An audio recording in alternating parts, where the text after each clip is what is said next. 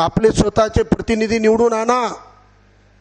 आणि इकडे जर फारुक अहमदला सर्व समाज मतदान देणार असतील, मग उत्तरला प्रशांतला सर्व समाजाने मतदान दिलं पाहिजे।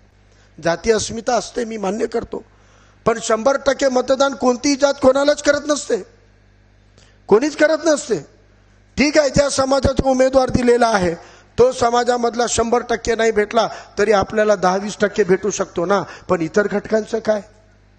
म्हणून आपल्याला उत्तरमध्ये सुद्धा काँग्रेसने जी खेळी केलेली आहे, कुठे न करता आतापर्यंत 47 वर्षामध्ये 79 पासून आजपर्यंत त्यांनी कधी मुस्लिमाला उमेदवारी दिली नाही। पहिल्यांदा उत्तरमधून उमेदवारी दिली, तेही निवडून आणण्यासाठी दिली की पाडण्यासाठी? तर महाविकास आघाडीचे 2-2 उमेदवार उभे केले, 2-2 उमेदवार उभे केलेत।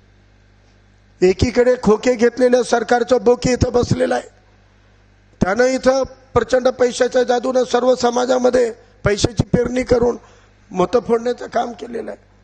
अशा परिस्थितीमध्ये आपल्याला ओबीसीला सुद्धा ताकदीने म्हणावं लागेल। आम्ही मुस्लिम पदाधिकारी कार्यकर्त्यांचा कालच मेळावा घेतला, त्यांना सांगितलं की 100% मुसलमान एका उमेदवाराला कधीच देऊ शकत नाही, एका पक्षाला कधी देऊ शकत नाही।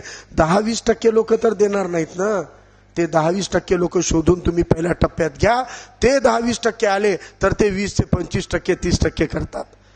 परंतु इतर समाज जातीमध्ये सुद्धा जा आणि त्यांना सुद्धा उमेदवार मागून घ्या, या पद्धतीचं आवाहन काल केलं।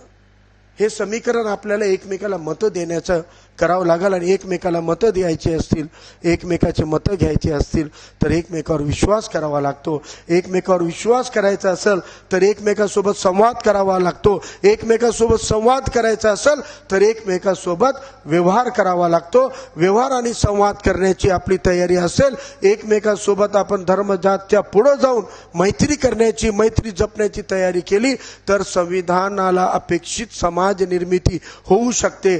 आणि जर अशा विचाराचा पक्षाचा उमेदवार निवडून आला तर तो संविधान अनुकूल समाज निर्मितीसाठी नक्कीच प्रयत्न करेल।